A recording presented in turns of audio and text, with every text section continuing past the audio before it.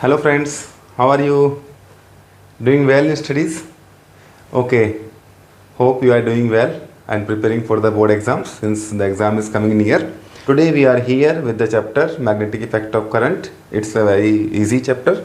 So we will discuss all the topics of the chapter and common questions that are frequently being asked in the CBSE exam or some other board exams. So without any delay we should start the chapter. तो chapter start होता है Oersted के experiment से जिन्होंने discover किया magnetic effect of current को। तो हमने पहले वीडियो में डिस्कस किया हुआ है कि कैसे इन्होंने डिस्कवर किया magnetic effect of current. Oersted experiment से करते हैं चैप्टर स्टार्ट। तो ओरस्टेड एक्सपेरिमेंट में क्या किया इन्होंने, सबसे पहले एक करंट कैरिंग कंडक्टर लिया और उसके पास एक कंपास निडल लेके गए और निडल गेट्स डिफ्लेक्टेड। तो वहाँ से स्टोरी स्टार्ट होती है कि ये करंट कैरिंग कंडक्टर था, इसके पास मैग्नेटिक कंपास निडल लेके जाते हैं और वो डिफ्लेक्ट हुई। इसका मतलब वहाँ मैग्नेटिक फील्ड है जिसकी वजह से कंपास निडल डिफ्लेक्ट हुई। अब वो मैग्नेटिक फील्ड आया कहाँ से, ये स्टार्ट हुआ डिस्कवरी और ये पता चला कि मैग्नेटिक जो फील्ड आ रहा है वो आ रहा है करंट कैरिंग कंडक्टर की वजह से।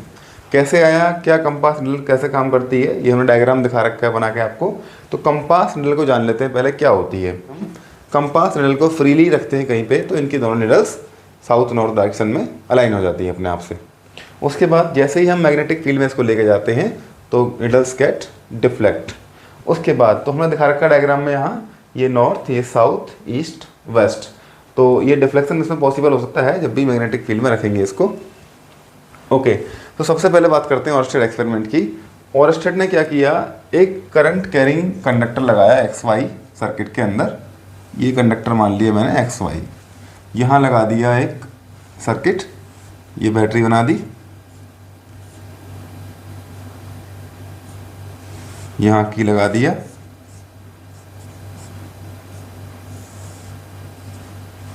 ये हो गया सर्किट। सिंपल सर्किट काम करेंगे हम लोग बिल्कुल। अब क्या हुआ, यहाँ कंपास निडल लेके आता है,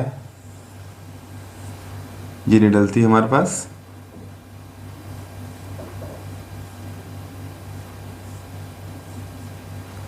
ये हो गई निडल। उसके बाद क्या हुआ, जब करंट फ्लो करता है कंडक्टर के अंदर निडल गेट्स डिफ्लेक्टेड। तो यहाँ से स्टोरी स्टार्ट होती है, current carrying conductor have a magnetic field around it. Now the question is magnetic field दिखता कैसा है, क्या उसकी प्रॉपर्टीज है, कैसे कैसे काम करता है वो। तो उसके बाद क्या किया, सेकेंड पार्ट में इस कंडक्टर को पास कराया एक कार्डबोर्ड से, ऐसे यहाँ रखा एक कार्डबोर्ड, कार्डबोर्ड के ऊपर क्या डाल दिया हमने, आयरन फिलिंग्स स्प्रेड कर दिया उन्होंने, आयरन पाउडर पीस के इस कार्डबोर्ड के ऊपर फैला दिया और उसमें से करंट कैरिंग वायर को पास कर दिया। जैसे ही मैंने करंट ऑन किया तो आयरन पाउडर अरेंज हो गया ऑटोमेटिक कंसेंट्रिक सर्कल्स में अराउंड द कंडक्टर।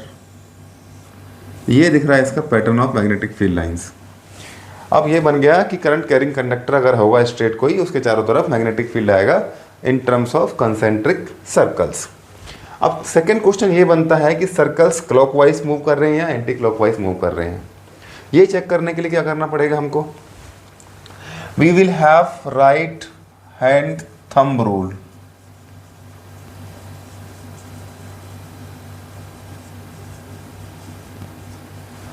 ये क्वेश्चन बहुत कॉमन है, how to find the direction of magnetic field line around a straight current carrying conductor.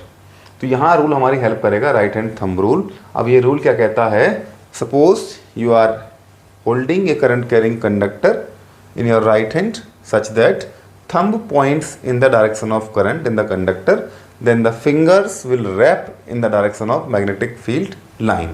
ये है राइट हैंड थंब रूल।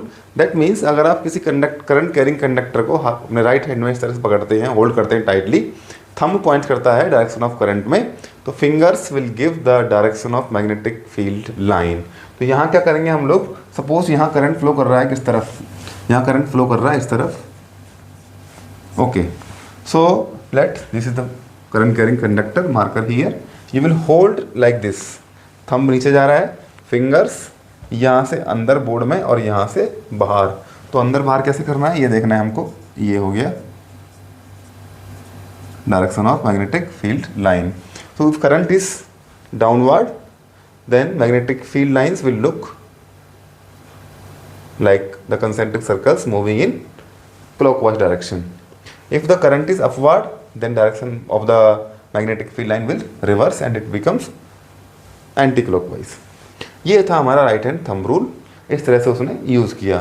तो हमें क्या पता लग गया, करंट कैरिंग कंडक्टर के चारों तरफ क्या आ रही है, मैग्नेटिक फील्ड लाइंस आ रही हैं और in form of concentric circles भी हैं। Next we can find the direction of magnetic field lines around the straight current carrying conductor with the help of right hand thumb rule.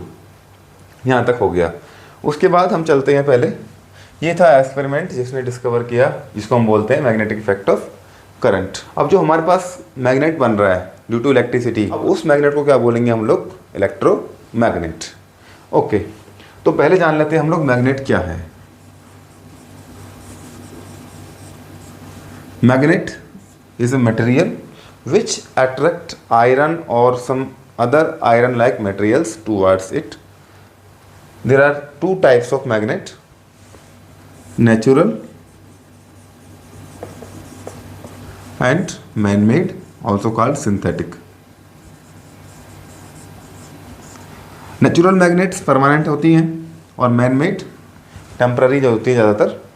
तो यहाँ natural कौन सी हैं, जो हमें अर्थ से मिल रही है, नेचर से मिल रही हैं। जैसे कि हम बात करें मैग्नेटाइट, ये मैग्नेटिक ओर है।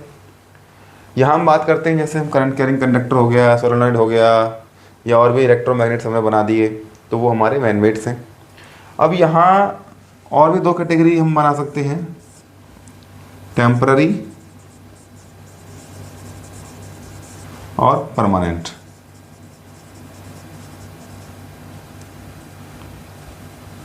परमानेंट,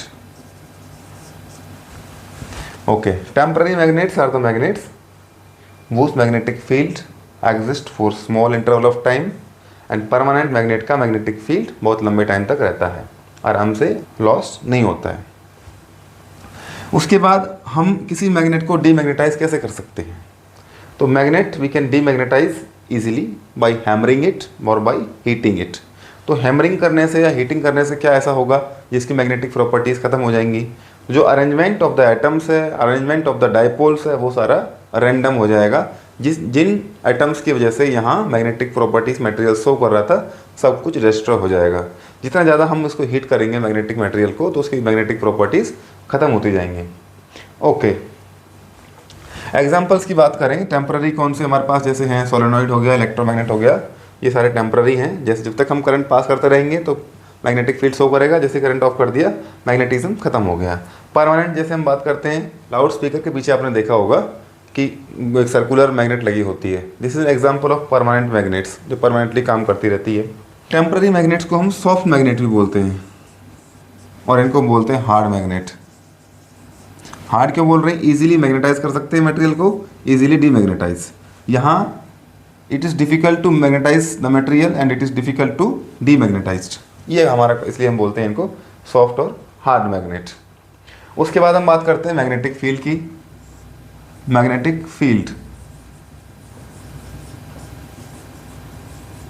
इसको हम मैग्नेटिक फील्ड स्ट्रेंथ भी बोलते हैं। तो मैग्नेटिक फील्ड क्या है, द रीजन और the area around a magnet up to which we can experience the magnetic effect of the magnet. तो यहाँ बात करते हैं मैग्नेटिक फील्ड, ये एक वेक्टर क्वांटिटी है। वेक्टर क्वांटिटी डिनोट करेंगे इसको हम लोग, नोटेड बाय लेटर बी। अब यूनिट्स की बात करते हैं तो इसकी यूनिट होती है टेस्ला, ऐसा यूनिट टेस्ला, और सम अदर यूनिट होती है जिसको गॉस बोलते हैं। ओके, अगर हम गॉस और टेस्ला की बात करते हैं तो यहाँ 1 tesla equals to 10⁻⁴ gauss. Magnetic field of earth 10⁻⁻5 tesla. तो यहाँ एज्यूम आप कर सकते हैं कि magnetic field of earth 10⁻⁻5 tesla है, तो एक टेस्ला कितना बड़ा होगा। पूरी अर्थ का मैग्नेटिक फील्ड कितना है, 10⁻⁵ टेस्ला। और टेस्ला हम कभी कभी यूज़ करते हैं in the terms of MRI, जब हम MRI करते हैं मैग्नेटिक रेजोनेंस इमेजिंग, तो वहाँ टेस्ला में मैग्नेटिक फील्ड होता है। तो यहाँ गॉस जनरली यूज़ करी जाती है ऑल द क्वेश्चंस हम डिस्कस करेंगे गॉस के अंदर। उसके बाद हम बात करेंगे मैग्नेटिक फील्ड लाइंस की, जो इम्पोर्टेंट पार्ट है यहाँ पे। सबसे इम्पोर्टेंट है मैग्नेटिक फील्ड लाइंस।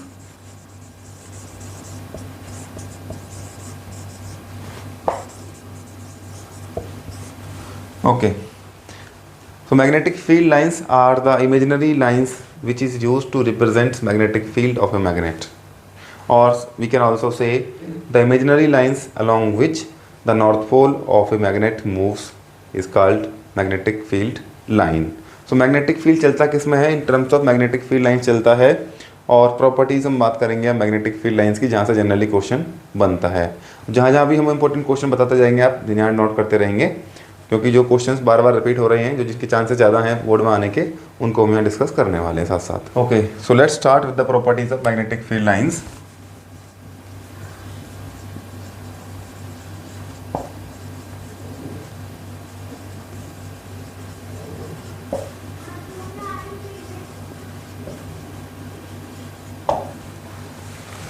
ओके, पहले ये देखते हैं कि मैग्नेटिक फील्ड लाइन ड्रॉ कैसे करनी होती है हमको। अगर हमको एक बार मैग्नेट दी जाए, बार मैग्नेट क्या है, नया क्वेश्चन बन गया। तो bar magnet is a magnet in the form of a rectangular block which has a south pole and north pole. तो बार मैग्नेट की अगर मैग्नेटिक फील्ड लाइन ड्रॉ करनी होती है हमको, तो हम क्या करेंगे, एक पेपर लेंगे, इसके ऊपर रखेंगे बार मैग्नेट को, यहाँ मान लिया नॉर्थ पोल, यहाँ साउथ पोल। अब इसके पास लेके आते हैं कंपास निडल।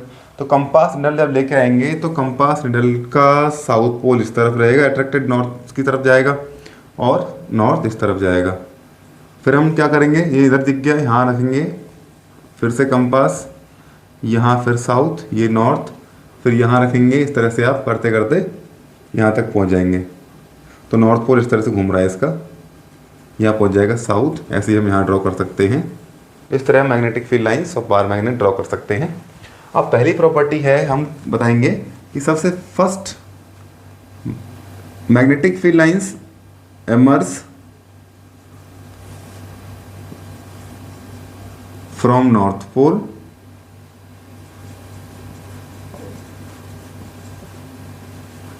and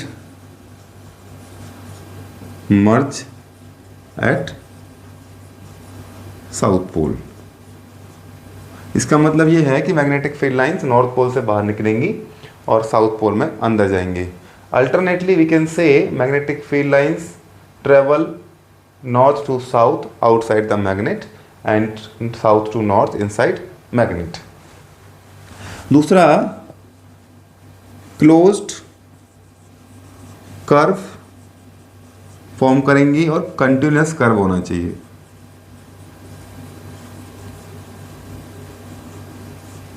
अब प्रॉपर्टी आप हर जगह देखते हो, ये लिखी है, रट्टा मार लिया, बस समझने का कोई मतलब है नहीं, समझ में कैसे आएगा।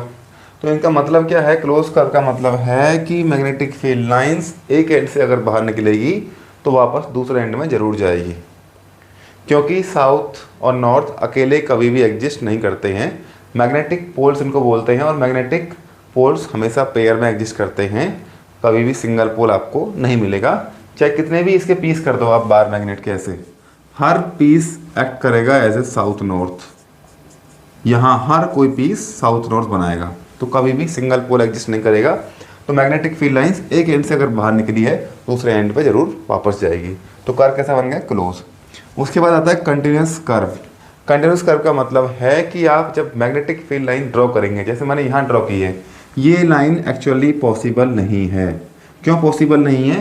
कि कर्व ये कंटिन्यूअस नहीं है, यहाँ ब्रेक बीच बीच में दे रखे हैं। डॉटेड लाइन हम नहीं बनाते कभी भी, डैश्ड लाइन होनी चाहिए कंटिन्यूअस, क्योंकि ऐसा नहीं है कि यहाँ मैग्नेटिक फील्ड है यहाँ नहीं है, यहाँ पे है यहाँ नहीं है, ऐसा होता नहीं है, ये कंटिन्यूअस चलेगा। उसके बाद तीसरी प्रॉपर्टी क्या है, number density of magnetic field line. Number density of magnetic field line बोले या relative density of magnetic field line. एक और तीसरा नाम होता है डिग्री ऑफ क्लोजनेस।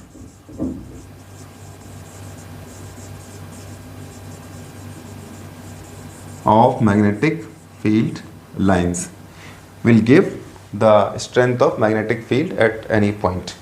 इसका मतलब ये है कि मैग्नेटिक फील्ड लाइंस जितनी ज़्यादा रहेंगी किसी रीजन में उतना ही ज़्यादा मैग्नेटिक फील्ड आएगा। अब और दूसरा ये भी बोल सकते हैं कि मैग्नेटिक फील्ड लाइन अगर जहाँ पास पास ज़्यादा हैं तो वहाँ ज़्यादा मैग्नेटिक फील्ड रहेगा, मैग्नेटिक फील्ड लाइन दूर दूर हैं तो मैग्नेटिक फील्ड कम हो जाएगा। फोर्थ प्रॉपर्टी ये है tangent at any point gives direction of magnetic field line. अगर किसी मैग्नेटिक फील्ड लाइन की आपको डायरेक्शन निकालनी है किसी पॉइंट पे तो क्या करना होता है, टेंजेंट खींचेंगे। फॉर एग्जांपल यहाँ एक पॉइंट P मान लिया, मैग्नेटिक फील्ड लाइन इस तरफ जा रही थी ऐसे, और मैंने P पॉइंट पे मैग्नेटिक फील्ड लाइन निकालनी है डायरेक्शन इसकी, तो यहाँ टेंजेंट ड्रॉ कर दूंगा इस तरफ। तो this is the magnetic field line direction at point P। Next fifth point, no two magnetic field lines intersect each other। ये सबसे इंपॉर्टेंट है, और जब क्वेश्चन पूछते हैं तो वाई पूछते हैं यहाँ पे, why two magnetic field lines do not intersect each other. तो डिस्कस करते हैं इसको। Let two magnetic field lines A and B intersect at any point P. तो P पॉइंट पे अगर हम कंपास रखते हैं, इधर डिफ्लेक्ट होगी या इस तरफ डिफ्लेक्ट होगी, तो A की तरफ डिफ्लेक्ट होगी या B की तरफ, ये क्वेश्चन मार्क हो गया। अब P पॉइंट पे दो डायरेक्शन दिख रही है मैग्नेटिक फील्ड की, तो कंपास निडल दोनों साइड मूव करनी चाहिए, बट ये तो पॉसिबल है नहीं। दूसरा, अब इस प्रॉपर्टी को देखते हैं, अगर यहाँ P पॉइंट पे मैंने टेंजेंट खींचना है तो एक टेंजेंट इस तरफ जाएगा, एक टेंजेंट इस तरफ जाएगा। तो यहाँ क्या कर सकते हैं हम लोग, P पॉइंट पे दो टेंजेंट आ रहे हैं, दोनों टेंजेंट कॉमन पॉइंट P पे हैं, जो दोनों पे है A पे भी और B पे भी। उसके साथ क्या होगा, दो टेंजेंट खींचने का मतलब है दो direction of single magnetic field line की बात कर रहे हैं, जो पॉसिबल नहीं है। तो simply we can say if two magnetic field line intersect at any point then we can draw two tangent at any point that will give two direction of magnetic field line that is not possible. Single magnetic field line cannot move in two direction. और दूसरा कर सकते हैं, if we keep compass needle at point P it will deflect in two direction, that is not possible. ये सबसे important property पूछी जाती है यहाँ से। तो ये प्रॉपर्टी थी हमारी मैग्नेटिक फील्ड लाइंस की, हमने डिस्कस कर लिया सारा। यहाँ से क्वेश्चन पूछा जाता है, प्रॉपर्टीज आप अच्छे से समझ लेंगे, और यहाँ पे एप्लीकेशन पार्ट भी पूछते हैं, डायरेक्ट प्रॉपर्टी ना पूछ के कहीं उस प्रॉपर्टी को यूज़ करवा लेंगे, वहाँ आपको कन्फ्यूजन हो सकती है अगर कंसेप्ट क्लियर आपका नहीं है। इसलिए हमने हर एक वर्ड को बिल्कुल क्लियर करके समझाया है। ओके, चलिए नेक्स्ट चलते हैं। So let's start with the properties of magnet. The magnet has two properties, one property directive property and दूसरा अट्रैक्टिव प्रॉपर्टी। डायरेक्टिव का मतलब ये है कि जब भी हम किसी मैग्नेट को फ्रीली सस्पेंड करते हैं स्पेस में, तो इसके south north poles automatically align in geographic south and north. Magnet का नॉर्थ ज्योग्राफिक नॉर्थ में, मैग्नेट का साउथ ज्योग्राफिक साउथ में ऑटोमेटिक अलाइन हो जाता है, तो डायरेक्शन फिक्स हो गई उनकी। दूसरा, मैग्नेट के जो अपोजिट पोल्स हैं मीन्स साउथ नॉर्थ या नॉर्थ साउथ हैं, अट्रैक्ट करेंगे, और मैग्नेटिक मटेरियल्स को अपनी तरफ अट्रैक्ट करती है। दूसरा, अगर सेम पोल रहेंगे साउथ साउथ या नॉर्थ नॉर्थ, तो उनमें क्या होगा, रिपल्सन होगा। हर किसी मैग्नेट के पास दो पोल रहेंगे, कभी भी सिंगल पोल एग्जिस्ट नहीं करेगा, और हमें पता लग गया कि अनलाइक पोल अट्रैक्ट करेंगे, लाइक पोल रिपेल करेंगे। तो ये कुछ कॉमन प्रॉपर्टीज थी हमारे पास। एक कॉमन क्वेश्चन पूछा जाता है, ऐसा यूनिट ऑफ मैग्नेटिक फील्ड या मैग्नेटिक फील्ड स्ट्रेंथ, हमने क्या बताया आपको, टेस्ला। गॉस इसकी यूनिट है बट ऐसा यूनिट नहीं है, स्मॉलर यूनिट है। ओके, उसके बाद हम बात करते हैं मैग्नेटिक फील्ड लाइंस ड्रॉ करने के लिए आता है क्वेश्चन, जो सबसे इंपॉर्टेंट क्वेश्चन चैप्टर का है, ड्रॉ मैग्नेटिक फील्ड लाइंस। अब किस किस की ड्रॉ करनी है आपको, स्ट्रेट कंडक्टर है एक, तो हमने कंडक्टर ये बना दिया ऐसे, करंट कैरिंग कंडक्टर है। सबसे पहले क्या करना है, concentric circles around the conductor, इस तरह से। अब हम कंडक्टर को पकड़ते हैं राइट हैंड में, राइट हैंड थंब रूल लगाते हैं तो कंडक्टर को इस तरह से पकड़ेंगे तो यहाँ से मैग्नेटिक फील्ड अंदर और ऊपर से बाहर, तो यहाँ से अंदर और ऊपर से बाहर आ गया, ऐसे घूम गया। तो हमको दिख रहा है ये क्लॉकवाइज है एंटी क्लॉकवाइज है, बताओ ज़रा एक बार कमेंट करो। तो एरो की हम बात करते हैं, एरो का मैग्नेटिक फील्ड आपको कैसा दिख रहा है, एंटी क्लॉकवाइज। तो यहाँ एंटी क्लॉकवाइज लिख देंगे।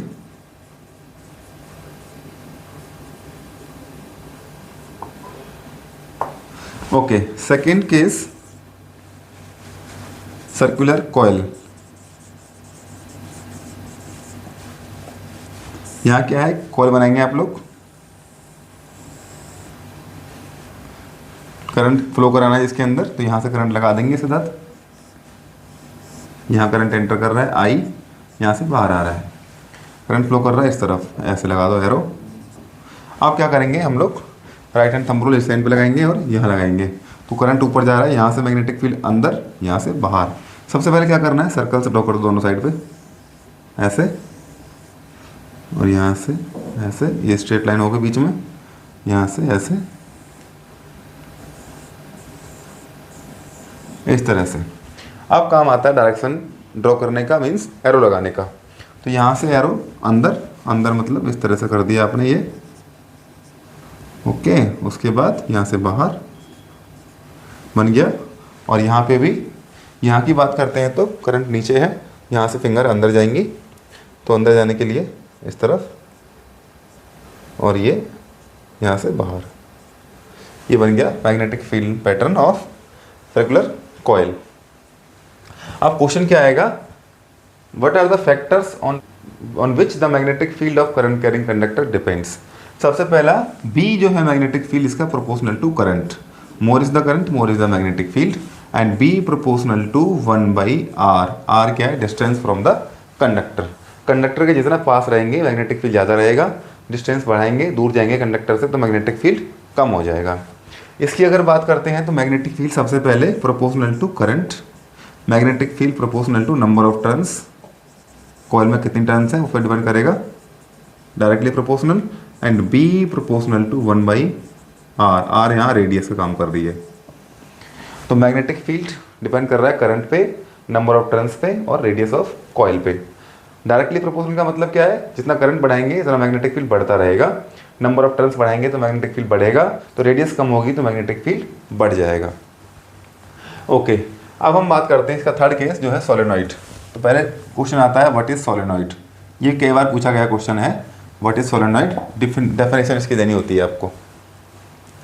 तो सोलेनॉइड क्या है, एक करंट कैरिंग कॉपर वायर है। So solenoid is a long current carrying copper insulated wire. अगर हम देखें डायग्राम कैसा होता है इसका, तो सोलेनॉइड कुछ नहीं है, एक स्प्रिंग जैसा दिख रहा है बस आपको, ये वाला, ये हो गया सोलेनॉइड। यहाँ लगा दिया मैंने करंट, बैटरी लगा दी, एक की लगा दिया, ये बन गया करंट कैरिंग सोलेनॉइड। तो ये क्या है, लॉन्ग इंसुलेटेड कॉपर वायर है, जिसमें करंट आई फ्लो कर रहा है मान लेते हैं, और इसको बेंट किया इन form of cylinder. So long insulated copper wire bent in the form of cylinder is called solenoid. It is an example of electromagnet. अब हम करंट पास कराया तो इसमें क्या होगा, मैग्नेटिक फील्ड आ जाएगा। कैसे आएगा, तो यहाँ से हमको देखना है, यहाँ ड्रॉ कर देंगे अभी हम लोग मैग्नेटिक फील्ड लाइंस। तो करंट ऐसे फ्लो कर रहा है, यहाँ से ऐसे, ये वाला ड्रॉ कर दिया,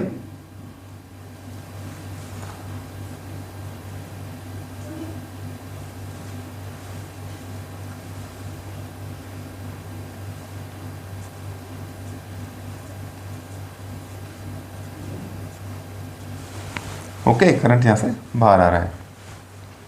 अब इसके साउथ नॉर्थ बताने में डिफिकल्टी आएगी हमको, कौन सा पोल साउथ है, कौन सा नॉर्थ है। ये क्वेश्चन कॉमन बनता है, यहाँ से ध्यान रखना क्वेश्चंस का, बता रहे हैं हम आपको। अब देखना है कि कौन सा साउथ पोल है, कौन सा नॉर्थ पोल है, उसके लिए हमको क्या चाहिए, क्लॉक फेस रूल। तो पहले डिस्कस करते हैं what is clock face rule. ये बहुत सिंपल है। तो clock face rule states that if you are looking for towards a clock and current is moving in the direction of hands of the clock, then the loop will have south pole otherwise north pole. कैसे देखते हैं इसको, ये हो गया मेरा loop current carrying, current मान लिया मैंने इसके अंदर ऐसे जा रहा है, तो यहाँ कौन सा पोल बनेगा, ये बन गया साउथ। तो according to clock face rule, अगर करंट लूप में क्लॉकवाइज घूमता है तो साउथ पोल बनेगा, और एंटी क्लॉकवाइज घूम रहा है तो नॉर्थ पोल। ऐसे घूम रहा है, ये नॉर्थ पोल करंट अगर एंटी क्लॉकवाइज है। दैट मीन्स क्लॉक देखेंगे आप लोग, कंपेयर करेंगे जिससे जिधर क्लॉक के हैंड्स मूव कर रहे हैं, निडल मूव कर रही है क्लॉक की, तो उस तरफ अगर करंट घूम रहा है ऐसे, तो ये क्लॉकवाइज हो गया और इसमें बनेगा साउथ पोल, एंटी क्लॉकवाइज के लिए उल्टा चलेगा। तो यहाँ देखता हूँ मैं इस तरह से, ये मान लिया मैंने कोई पॉइंट, यहाँ खड़ा के देखता हूँ तो क्या दिख रहा है, इस तरह से करंट घूम रहा है ऐसे, तो ये क्लॉकवाइज है, तो यहाँ कौन सा बन गया, साउथ, और यहाँ बन गया फिर नॉर्थ पोल। ऐसे पता लग जाएगा। अब इसके अंदर क्या हो गया, साउथ पोल भी है, नॉर्थ पोल भी है। सबसे पहले ड्रॉ करते हैं इसकी मैग्नेटिक फील्ड लाइन। तो यहाँ से मैग्नेटिक फील्ड लाइन आप फिर से ड्रॉ करेंगे, ये इसको ऊपर ड्रॉ कर देते हैं।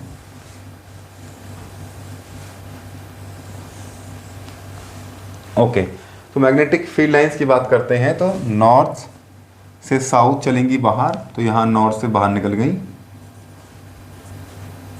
और यहाँ अंदर, ये काम हो गया हमारा। Direction of magnetic field line draw कर दिया। तो this is the pattern for magnetic field of A current carrying solenoid. ये बहुत इंपॉर्टेंट क्वेश्चन है। Draw the magnetic field lines of A current carrying solenoid. इस तरफ बना दिया मैंने थोड़ा सा, आप इसको प्रॉपरली अच्छे तरीके से बनाएंगे। ये ध्यान रखना कि कहीं भी किसी भी पॉइंट पे दो मैग्नेटिक फील्ड लाइंस आपस में टच नहीं करनी चाहिए, या इंटरसेक्ट हम बोल सकते हैं नहीं करनी चाहिए, क्योंकि अगर ऐसा होता है तो मैग्नेटिक फील्ड लाइंस की प्रॉपर्टीज़ हम फेल कर रहे हैं, उनको फॉलो नहीं कर रहे हैं। ओके, अब हम बात करेंगे कि ये सोलेनॉइड हो गया, इसका मैग्नेटिक फील्ड किस किस पे डिपेंड करता है। तो मैग्नेटिक फील्ड ऑफ सोलेनॉइड की बात करते हैं। Magnetic field proportional to current. सबसे पहले magnetic field proportional to number of turns कितनी है इसके। अगर होलो है तो मैग्नेटिक फील्ड कम होगा। अगर हमको मैग्नेटिक फील्ड बढ़ाना है तो हम इसके अंदर सॉफ्ट आयरन कोर डाल देते हैं, जो मैग्नेटिक फील्ड को काफ़ी सपोर्ट करती है। अब सॉफ्ट आयरन क्यों डालते हैं हम लोग, व्हाट इज़ सॉफ्ट आयरन। तो आयरन को हम दो तरह की कैटेगरीज में डिवाइड करते हैं, soft iron and hard iron. Hard iron को हम बोलते हैं, मान लो जैसे स्टील हो गया, हार्ड हो गया आयरन, और सॉफ्ट जिसको हम इजीली मैग्नेटाइज कर सकते हैं, इजीली डीमैग्नेटाइज कर सकते हैं। स्टील की बात करें तो स्टील यूज़ करते हैं परमानेंट मैग्नेट में, और सॉफ्ट आयरन यूज़ करते हैं हम टेम्पररी मैग्नेट्स में या इलेक्ट्रोमैग्नेट्स में। उसके बाद हम बात करते हैं सोलेनॉइड की प्रॉपर्टीज़, ये हो गई हमारी। तो अब हमारा इलेक्ट्रोमैग्नेट्स की प्रॉपर्टी क्या होती हैं बात करेंगे, इनका यूज़ क्या करते हैं बात करेंगे अभी। चलिए, okay, if you talk about the advantage of electromagnets, there are 3 main advantage. सबसे पहला क्या है, कभी भी इसको हम वेनिश कर सकते हैं। We can demagnetise the material at any time, जब चाहें मैग्नेटाइज कर दिया मटेरियल को, जब चाहें डीमैग्नेटाइज कर दिया। दूसरा, we can change the strength of magnetic field by changing the amount of current by number of turns. जितना मैग्नेटिक फील्ड हमको चाहिए उस हिसाब से हम लोग फैक्टर्स चेंज कर लेंगे, अपने हिसाब से मैग्नेटिक फील्ड को एडजस्ट कर लेते हैं। तीसरा, we can interchange the south and north pole of the electromagnet. तो किसी को साउथ बनाना है, किसको नॉर्थ बनाना है, वो हमारे हाथ में है।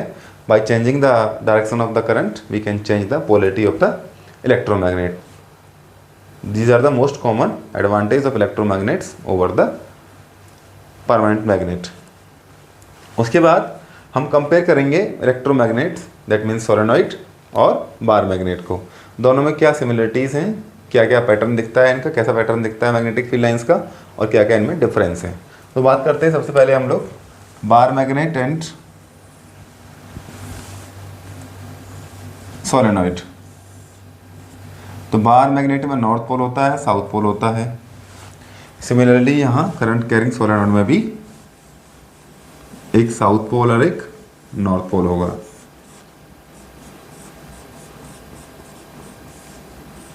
तो यहाँ साउथ, यहाँ north. Second, magnetic field lines की अगर बात करते हैं बार मैग्नेट की, तो अंदर होती है पैरेलल, जब भी आप डायग्राम ड्रॉ करेंगे तो प्रॉपर स्केल पेंसिल का यूज़ करके काम करेंगे। Inside the bar magnet magnetic field lines are parallel and outside they are curve this way.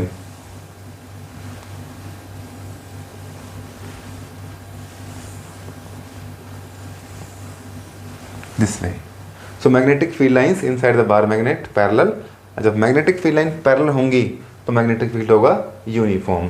Direction की बात करें तो यहाँ अंदर साउथ से नॉर्थ और बाहर नॉर्थ से साउथ।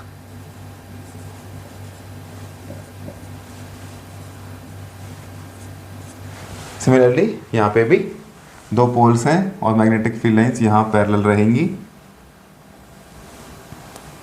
और बाहर कर्व रहेंगी इस तरह से। Magnetic field lines inside solenoid parallel, magnetic field inside solenoid uniform और बाहर मैग्नेटिक फील्ड लाइंस रहेंगी crowded at the poles this way.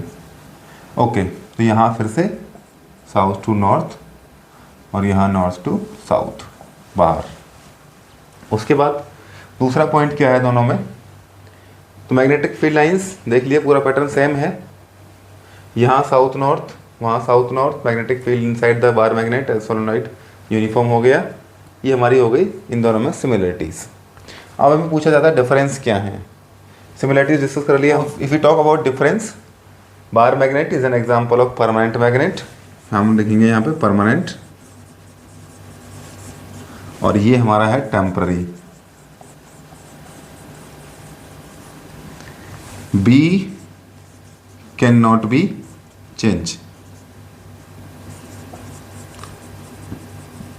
Magnetic field of bar magnet we cannot change, but here B can be change. जितना हमको बढ़ाना है बढ़ा सकते हैं। उसके बाद south north can not B interchange.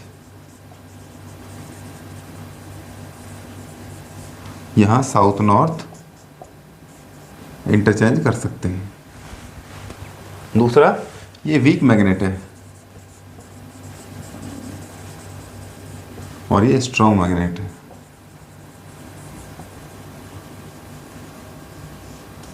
ये कॉमन डिफरेंसेस इनमें है। तो 4 डिफरेंस हो गए हमारे। डिफरेंस पूछ सकते हैं आपसे या सिमिलरिटी पूछ सकते हैं, दोनों ही केस में आपको रेडी रहना है। सिमिलरिटीज बता दी आपको और ये डिफरेंस हो गए। ये परमानेंट है, वो टेम्पररी है। यहाँ साउथ नॉर्थ फिक्स होते हैं और स्ट्रेंथ भी मैग्नेटिक फील्ड की यहाँ फिक्स है, वहाँ दोनों ही वेरिएबल हैं। साउथ नॉर्थ इंटरचेंज कर सकते हैं, मैग्नेटिक फील्ड भी कम ज़्यादा कर सकते हैं। और ये वो स्ट्रॉन्ग मैग्नेट है, ये वीक मैग्नेट है। ओके, अब हम बात करते हैं एप्लीकेशन ऑफ इलेक्ट्रोमैग्नेट्स की। सबसे पहला जो इलेक्ट्रोमैग्नेट्स का हम यूज़ करते हैं MRI, मेडिकल यूज़ से बात करते हैं। सबसे पहले MRI के फुल फॉर्म है मैग्नेटिक रेजोनेंस इमेजिंग। तो यहाँ हम पूरी बॉडी के किसी पार्ट की इमेज बना सकते हैं using magnetic field. Second case हमारा क्या है, to unload and load the metallic parts of the machine. Metallic machines हम कर सकते हैं। स्क्रैप यार्ड्स में हम स्क्रैप को उठाने के लिए काम करते हैं, इलेक्ट्रोमैग्नेट्स यूज़ करते हैं। और बहुत सारे हमारे यूज़ हैं, जैसे इलेक्ट्रिक बेल हो गया, इलेक्ट्रिक मोटर, इलेक्ट्रिक जनरेटर, बहुत सारे इंस्ट्रूमेंट्स हैं जहाँ पे हम लोग इलेक्ट्रोमैग्नेट्स यूज़ करते हैं। Okay, so now we will discuss the next topic, that is the force experienced by a current carrying conductor in magnetic field. Okay, so calculate the force experienced by the current carrying conductor. We have a setup, as you can see in the figure. We have a stand through which we have hang a current carrying conductor, and there is a horseshoe magnet in which the conductor is kept. Battery connected with the conductor to supply the current. तो जब भी circuit के अंदर current flow कराते हैं, current will flow through the conductor due to the magnetic field of horseshoe magnet. You can see here the magnetic field of horseshoe magnet, the conductor will get deflected either into the magnet or out of the magnet. तो यहाँ हम देखते हैं कि जब भी current carrying conductor को हम मैग्नेटिक फील्ड में रखते हैं किसी मैग्नेट के, इट गेट्स डिफ्लेक्ट और इट एक्सपीरियंस ए फोर्स। अब यहाँ फोर्स का फॉर्मूला क्या है, फोर्स कैसे निकालनी है और डायरेक्शन कैसे निकालनी है फोर्स की। डायरेक्शन निकालने के लिए क्वेश्चन आएगा ज़रूर, आप ध्यान रखेंगे। फ्लेमिंग्स लेफ्ट हैंड रूल हम यहाँ यूज़ करने वाले हैं, जिसकी हेल्प से हम direction of force experience bye conductor निकालेंगे। और एक फॉर्मूला है, फोर्स कितनी होती है, कब मैक्सिमम होगी, कब मिनिमम होगी, वो हम बात करते हैं। चलिए, the formula of finding the force experience by current carrying conductor equals to BIL sine theta. B क्या है, जो मैग्नेटिक फील्ड हमने सप्लाई किया है थ्रू द हॉर्सू मैग्नेट। यहाँ पे हम बात करते हैं करंट जो फ्लो कर रहा है कंडक्टर में से वो I है, और लेंथ कंडक्टर की L है। साइन थीटा की बात कर रहे हैं, थीटा कहाँ से आया है, theta is the angle between magnetic field and the length of the conductor. अब यहाँ से हम देख सकते हैं कि साइन थीटा मैक्सिमम कब होगा, जब थीटा 90 होगा। तो F मैक्सिमम कब आएगी, जब साइन थीटा की वैल्यू 1 आ जाएगी।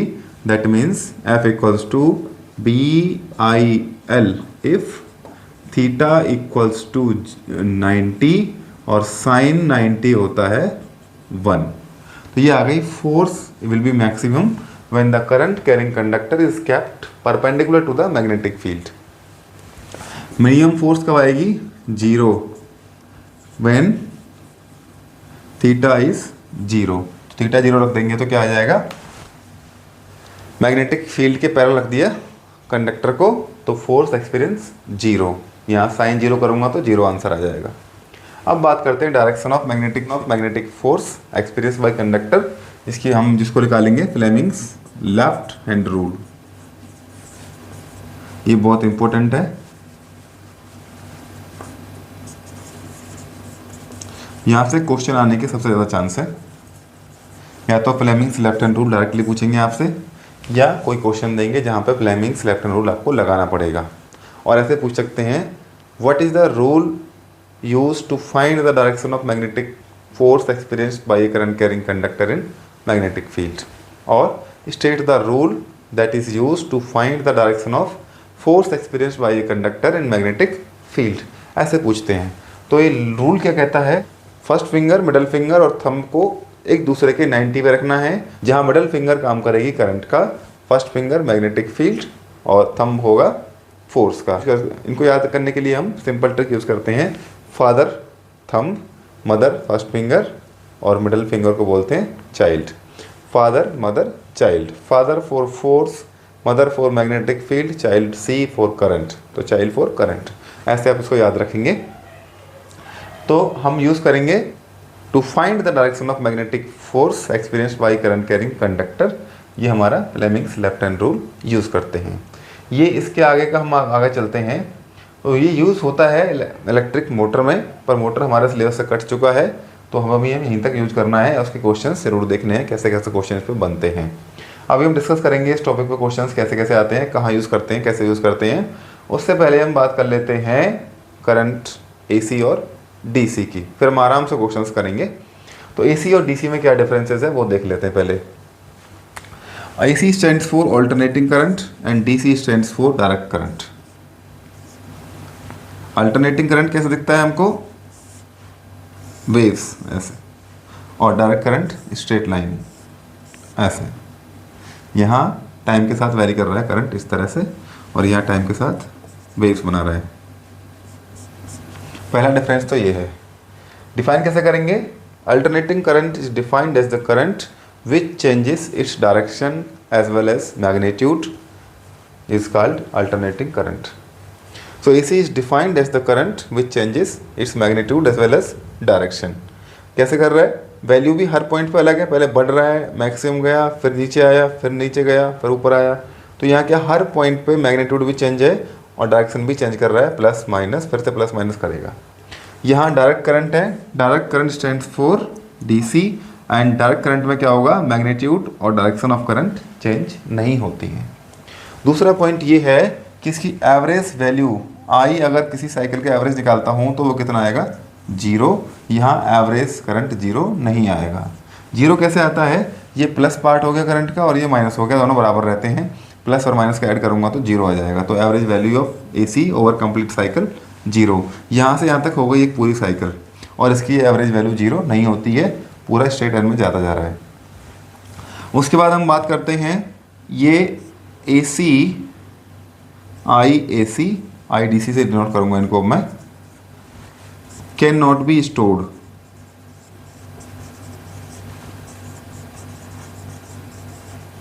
यहाँ DC कैन बी स्टोर्ड, कहाँ करेंगे इसको स्टोर्ड, बैटरीज या सेल्स की बात करते हैं, बैटरी या सेल में इसको हम स्टोर कर सकते हैं, AC को स्टोर नहीं कर सकते। अगर हम स्टोर करेंगे तो वो कितना हो जाएगा, 0, क्योंकि इकट्ठा करते जाएंगे एवरेज वैल्यू 0 होती जाएगी, ऐसे सबकी, इसकी 0 इसकी 0, तो AC को हम स्टोर नहीं कर सकते, DC को स्टोर कर सकते हैं बैटरी या सेल में। उसके बाद AC is easy to transport, DC can not be transport easily. क्यों होगा, AC जब ट्रांसफ़र चलती है, AC जब ट्रांसपोर्ट होती है, जब वायर में चलती है तो उसमें लॉस कम होता है एनर्जी का, और DC के केस में लॉस बहुत ज़्यादा होता है। अब ऐसा क्यों है, DC को भी कम कर सकते हैं लॉस, हम नहीं कर सकते हैं, बिकॉज हम current voltage in terms of AC change कर सकते हैं, AC वोल्टेज AC करंट को हम कम ज़्यादा कर सकते हैं, DC को नहीं कर सकते हैं। क्यों नहीं कर सकते हैं, AC को कम ज़्यादा करने के लिए हमारे पास एक डिवाइस है जिसको बोलते हैं ट्रांसफार्मर, जो आप सराउंडिंग में देखते होंगे, बहुत सारे ट्रांसफार्मर लगे हुए हैं गलियों में, वही ट्रांसफार्मर की हम बात कर रहे हैं। तो transformer is a device which changes the value of AC current और AC करंट और वोल्टेज। DC के लिए कोई ट्रांसफार्मर नहीं बना है, क्योंकि DC क्या है, डायरेक्ट करंट है, और ट्रांसफार्मर का प्रिंसिपल होता है electromagnetic induction. Electromagnetic induction AC current में आएगी, जो वेरिएबल करंट होना चाहिए। DC करंट वेरिएबल नहीं है, तो इसमें कोई भी ट्रांसफार्मर काम नहीं करेगा। अब क्या कर, दूसरा पार्ट क्या है हमारा, ईजी टू ट्रांसपोर्ट लिख दिया, अब it can not be stored. उसके बाद मोर डेंजरस,